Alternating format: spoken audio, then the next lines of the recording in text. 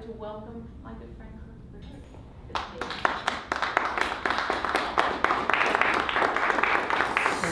What really inspired you to get this book written?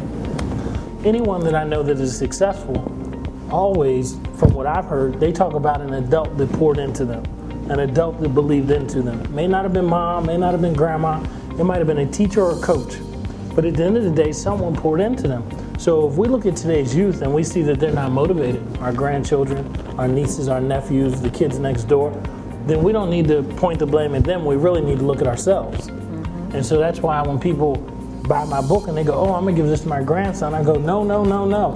There's no way that I wrote a book, think a kid would read it, and they would be magically motivated. It doesn't work that way. If they're a kid like me, they didn't even read. So I wrote this book for the adults who really want to do something, and I wanted to answer a question or solve a problem through my writing. From your perspective, what defines a role model? How would you define a role model? Say, wow, he's a great role model. What defines that? A role model is someone who's going to be committed to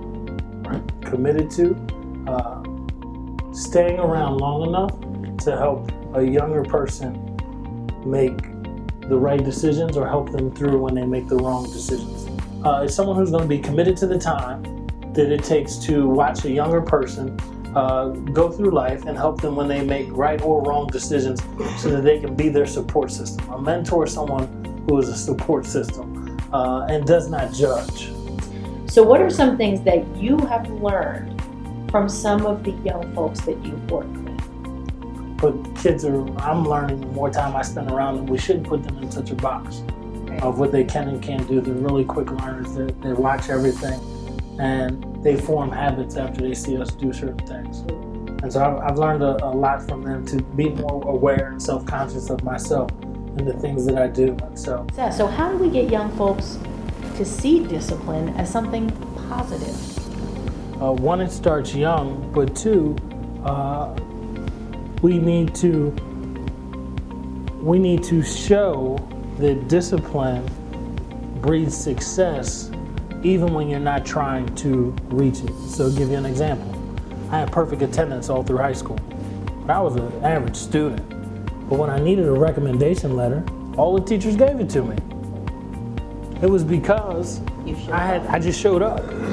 I just showed up.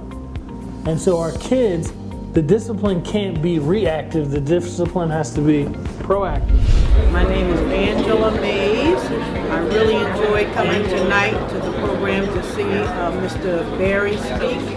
His heart for the young people is very commendable. I really enjoyed and very inspired by the things that he said tonight. And I will go back and tell my son that he can tell his sons so that they will be inspired and be better also. Kirk Berry is an inspiration. The moment I met Kirk, I understood that he was a natural leader. He had that tendency, he had that drive and that desire to want to help people. And it was from his heart.